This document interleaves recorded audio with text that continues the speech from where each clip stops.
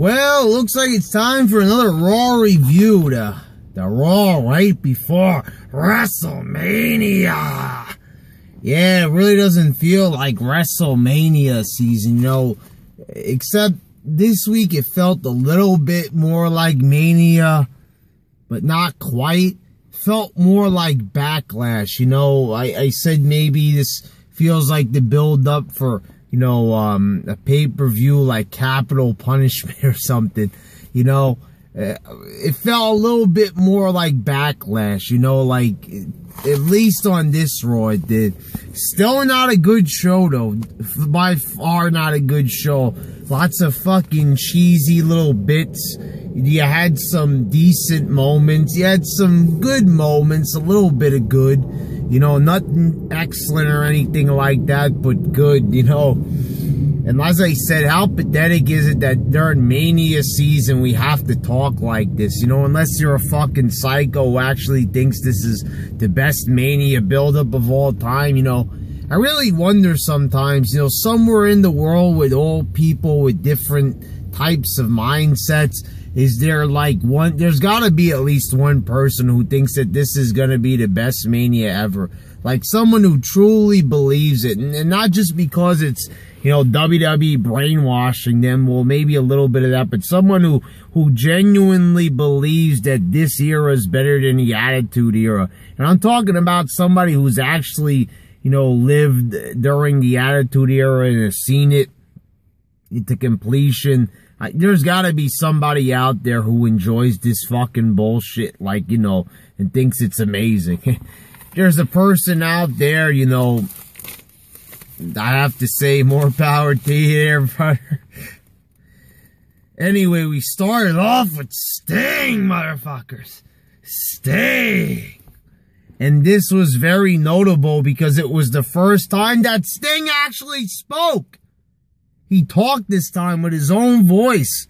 And it actually happened, and you didn't have to see it on the fucking network. You know, last week, I'm on the fucking network watching a pay-per-view, and all of a sudden, I'm like just browsing through some things, and I see that there's this post-Raw special, and it's Sting talking for like 2 minutes on Raw. This time, Sting actually came out there. He dismissed a lot of things that needed to be dismissed to let people know that he's not fighting for WCW. Triple H comes out with the sledgehammer.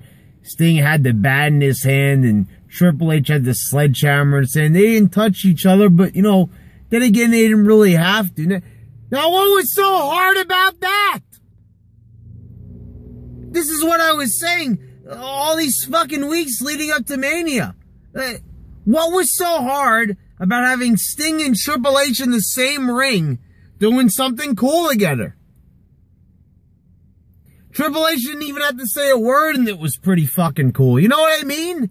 That's all they had to do. It might have not been the most amazing thing ever. It might have not been how you envision a Sting Triple H feud to be, but, you know, let's get this straight. The fucking feud sucked between them because they did fucking jack shit with it. You had Triple H fucking arguing, having hissy fits with Booker T. This was no way to build up this fucking match, and all of a sudden, you know, they get the bright idea to do it on the fucking show right before Mania. It's a little bit, you know, too little, too late. I mean, you know, it's enough. It's, as I said, notable, but, you know, how is it that Sting has been there since fucking November, and this is the first time that he really talked and people actually got to see it? You know, not counting that shit on the fucking network. Then you had your first match. It was R-Truth and Dean Ambrose defeating Luke Harper and Stardust. Nothing amazing here, but not a bad match. I guess it was, you know, decently entertaining, you know, the build-up for the Intercontinental belt. You know, I will say this. I have expressed my hatred for the fucking storyline about stealing Wade Barrett's belt. But I do like that all these guys are getting TV time. Not all of them are having great matches. You know, they're not really letting guys like Luke Harper really shine, and, you know, he should be able to show off his moveset more and shit like that. But, you know, the fact of the matter is that, you know, at least these guys are getting time, and at least it actually looks like they're putting an effort into the Intercontinental title. They're actually giving a lot of time to this shit, having multiple matches about this. It's just a shame that, you know, it's just still not really that important. You know, they're giving it more time, but they're not really looking like the Intercontinental title's that prestigious. You know, it doesn't matter how many times Michael Cole says the Intercontinental title's been held by a dozen Hall of Fame. And you know what? I think I mentioned this in the past. If fucking Michael Cole says that line one more fucking time, I'm gonna fucking kill that man. I'm gonna fucking strangle his fucking ass. Every time there's a US or Intercontinental title match, it's been held by more than a dozen Hall. Who the fuck is this shit? Nice accolade there, but holy fuck. Stop saying that. If he ain't saying vintage, he's saying that fucking bullshit. Fuck, man. Come on. And then Wade Barrett, like, you know, this is the thing. Wade Barrett is a talented guy. He's a talented, you know, promo guy and all that. But you know, you notice something weird about Wade Barrett? Something missing since he's returned? And take a look at his shirt. Take a look at his fucking name. Where's the bad news? Holy fuck. Where's the bad news? What happened to bad news? You know, I'm afraid I've got some bad news. What happened to that shit? Huh? That was his whole appeal. Remember before Wade Barrett got injured by Swagger last year when he had to give up the Intercontinental title? The dude was massively over. He was getting a big crowd reaction because of that gimmick, but now it's like that gimmick's been stripped away. And all that remains is the name and the t-shirt, and that's about it. Because if you remember before that, no one gave two fucking shits about Wade Barrett. Nobody gave a fuck about Wade Barrett when they were doing the bare knuckle fighter gimmick. No one cared. But as soon as he started that shit with the podium and all that, bad news and insulting everybody and being genuinely funny, finally they were letting Wade Barrett, you know, it didn't sound like it was too scripted. It sounded like they kind of let, you know, Wade Barrett kind of go there and improvise a bit. And Wade Barrett was, you know, he was doing pretty fucking well for himself. Give me a minute here. Let's get a little dark in here. Let's turn on a light. And yeah, pretty much, I don't see Wade Barrett getting the same crowd reaction anymore. Since he came back, I mean, they've really been shitting all over him. He's just losing left and right. And that's pretty much it for Barrett. I mean, him walking out of fucking Mania champion it's not gonna happen, motherfuckers. It just isn't. It's not gonna happen. They're just not gonna have fucking Barrett go over. Then they had this pre-recorded segment with Will Ferrell and Kevin Hart, one of my least favorite fucking comedians, with Miz and Sandow. This was not funny at all. They show you like 2 minutes and then they say, oh, you could watch the rest on WWE.com. Oh, get right on that. Fuck out of here. Then you got Ryback, Eric Rowan, Zack Ryder was on Raw. He was. I wasn't fucking rubbing my eyes. I was like, Zack Ryder? What? Yeah, Zack Ryder is in the fucking Andre the Giant Battle Royal. Wonder if he's gonna win it, guys. Then you got primetime players, and they defeated Miz, Sandow, Adam Rose, and the Ascension. I was wondering what the fuck happened to the Ascension. Apparently they're on Superstars. Dear God, did they fuck up the Ascension? After all those fucking months of domination in NXT, they bring the Ascension to WWE just to fuck them over. I don't understand. They have so much hope in these guys in NXT, even though they're not really showing a lot of promise over there. You know, you notice this, like, Sami Zayn and all that, Tyler Breeze, Adrian Neville, these super talented guys. they'll leave them in NXT for fucking years. You know, even though they've proven themselves. But then they choose to take guys like fucking Adam Rose and The Ascension and, like, full force promote them to the main roster. Bo Dallas as well. Let's not forget about him. Throw them right into the fucking fire. And they end up doing absolutely fucking nothing with them. Absolutely fucking nothing. And I don't see the point. Why promote them? You know, it's like they give up on them right away. The thing is when they were in NXT, they really weren't showing a lot of fucking promise at all. They weren't showing anything that would really elevate them to the fucking top at all. You know, like in the eyes of the fans, I mean, you know, the Ascension, all they were getting was fucking yacht chants, and it was, you know, thing is, just because fucking wrestlers get crowd reactions of a certain sort, it depends on the reaction. Remember people humming Fandango theme? That wasn't because they liked them. They just liked fucking doing the chant. Then you had Randy Orton defeating J&J Security. He just blows through J&J like they're nothing. Seth Rollins was in this match, but he didn't even fucking tag in, so it was basically a 2-on-1. No, I really don't understand, like, Jamie Noble and fucking Joey Mercury. I mean, these guys are talented guys, and we all fucking know that. They've been there for fucking, like, ages.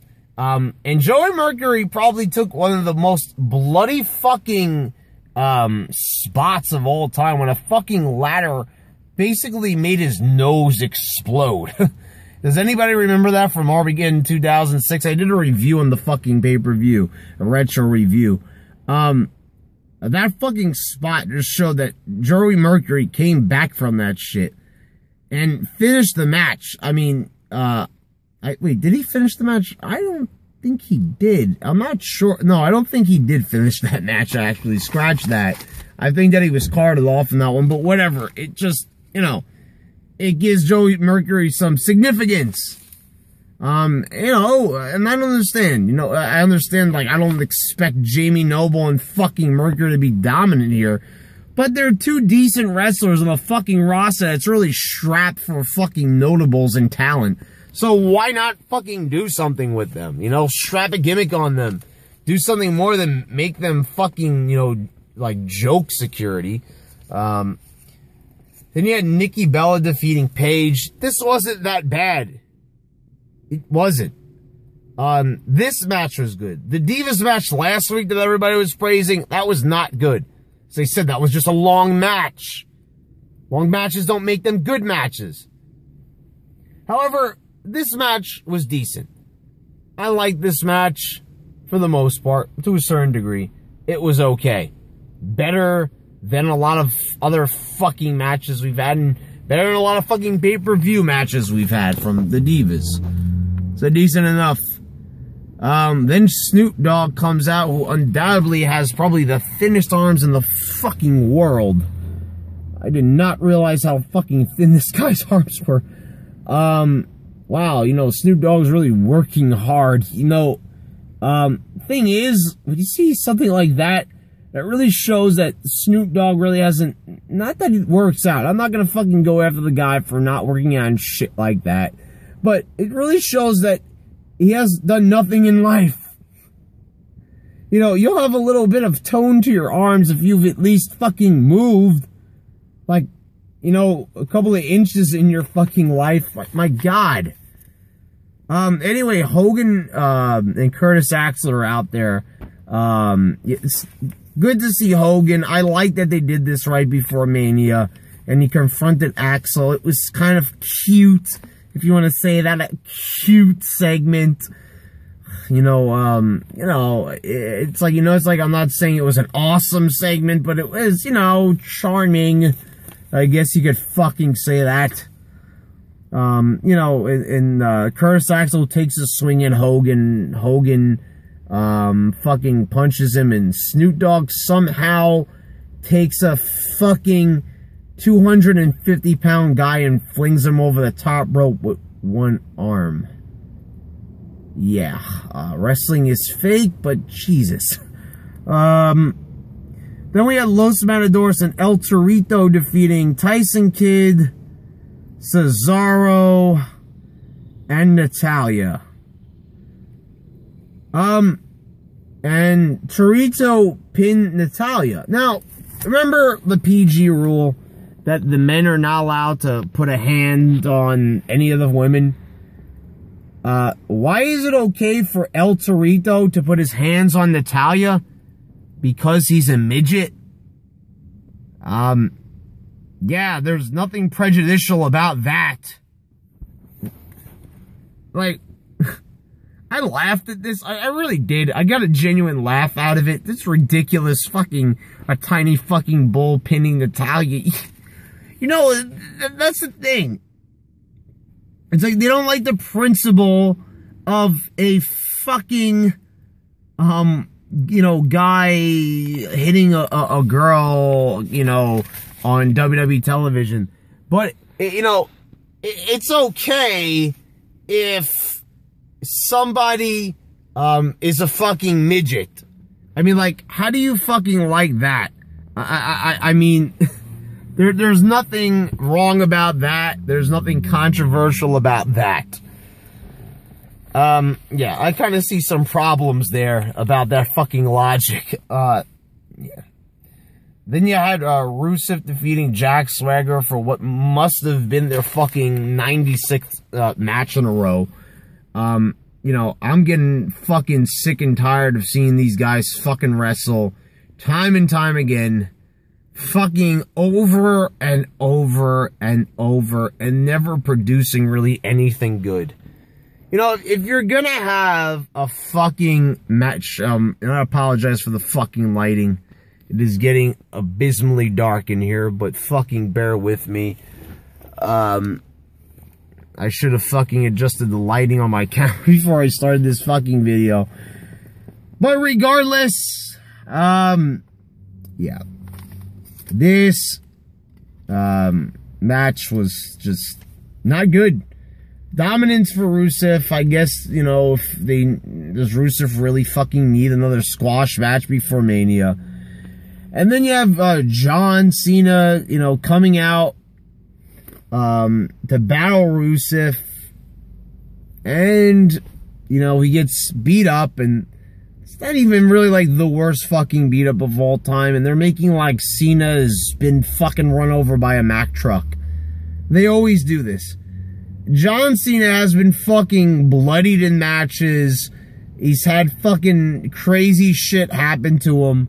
And, you know, they're worried about fucking an Iron Sheik move being applied to Cena. And they think like he's seriously fucking injured. And, you know, this is all about like selling it, hard selling it, you know, trying to, you know, make it seem like it's worse than what it is. I'm trying to get some better fucking lighting here. Is this any better? I think it is, slightly.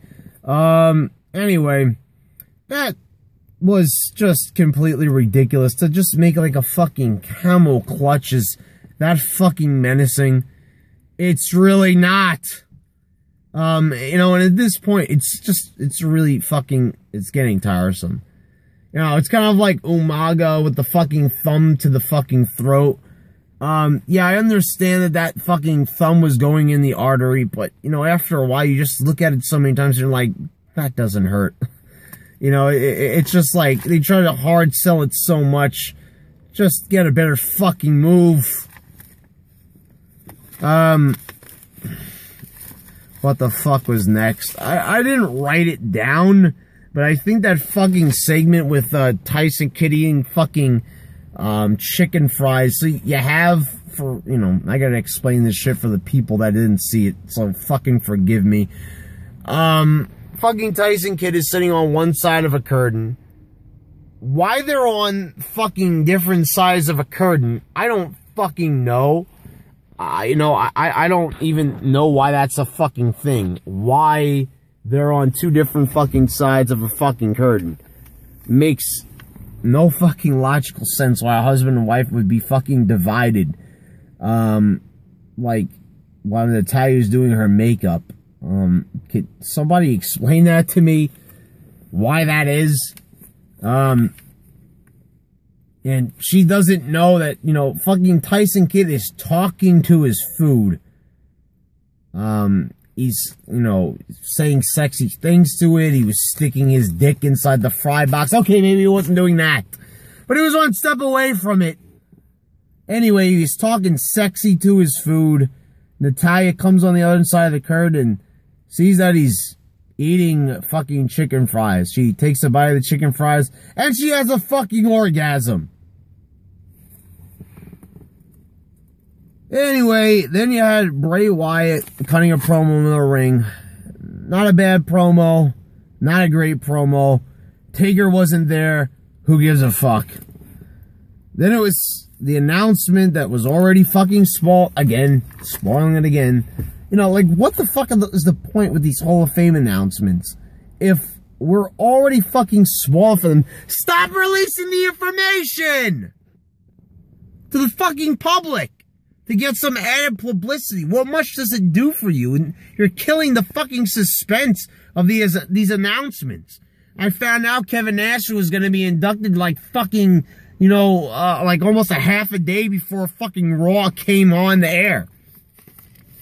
But I'm happy that Nash is in there. He does deserve it. You know, I'm not a huge Nash fan, like, of him in the ring, but he does deserve it. Then it was Dolph Ziggler and Daniel Bryan. Ziggler beats Bryan. It was a good match. Not as good as the one on SmackDown. Dean Ambrose is the special guest referee. But, you know, Ziggler beats Bryan again. And, like, it's like Bryan's a fucking afterthought. I think that Bryan is going to win the Intercontinental title at Mania. I think it has to happen. I mean, if he doesn't win the fucking Intercontinental title at Mania, not like, let's not get this straight. Oh, Brad, you just love Bryan. That's why you're making that prediction.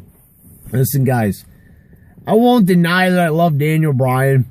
The guy's fucking amazing, and I'm not gonna fucking change my opinion because everybody fucking whines and, you know, says shit like they think I'm in love with him. But here's some better lighting here, slightly. Yeah, I know sometimes I've recorded late night in my car and people say that, reminds them of a fucking serial killer. Hey, look, you can see my face. Fuck! Anyway, yeah, so that was a good match. And I think that Bryan is going to win the Intercontinental title. I think that's just what's going to happen. And I think they will feud over the Intercontinental title. And I won't have a problem with that for the most part. You know, I guess at this point we have to accept that Bryan is a mid-carder. Fuck you, Vince. Fuck you, WWE. Fuck everybody responsible for this, but that's the way how it is. And then we end with Paul Heyman and Brock Lesnar. And really at this point, it really doesn't matter how much of a good talker Heyman is. I was bored during this. I have fucking, you know, heard enough. Just all these fucking promos. It's been promo overload. Promo fucking overload for Brock Lesnar. All these interviews, all these fucking promos when he's there, when he's not there. Oh my fucking God, because they had to compensate for the reason that he was not there, so Heyman had to cut fucking 30-minute promos. I've heard enough. I love hearing Heyman talk, but it's about the same fucking thing. You know, the thing is, it's not an interesting topic. It's not Heyman's fault, but there's only so much shit he could say about Roman Reigns. You know, Roman Reigns is great. Roman Reigns is God. Roman Reigns sucks a mean cock, you know? It's enough already. We get it. He's great, but he can't beat Lesnar. But he will beat Lesnar, even though we're supposed to believe that he's not because it's fake. Okay, got it. And at the end, Roman Reigns comes out, and fucking him and Brock struggle over the title in a tug of war. So, guys, okay, since no one's gonna watch SmackDown, barely anybody is. This is the last fucking image we had before Mania. A fucking tug of war. They're supposed to be selling Reigns as a fucking badass, and the last fucking image we get is a fucking tug of war over the fucking title. How unoriginal can you possibly fucking get, alright? Alright. You know, this wasn't so bad, but Jesus, guys. I mean, come the fuck on. It should be so much more than this before Mania. So much, you know, you had a good match between Bryan and Ziggler, and I'm sure the ladder match is going to be decent, but holy fuck, this main event is going to suck. And, you know, there's just so many matches like the Divas tag match, and Sting and Triple H better be fucking good. And the fucking tag match is just, oh my god. There's just so much fucking shit on this card, so much shit I couldn't care any less about. Oh god, Lord have mercy, my god. Just so much fucking shit. So much fucking shit. I mean, it's dark, but I want you to see the pain in my eyes. I mean, come on, guys. This is WrestleMania, the biggest show of the year. It should be so much fucking more than this. Alright, motherfuckers. That about does it. Well, guess next time I review a fucking wrestling show, it's gonna be WrestleMania. So I'll see you then.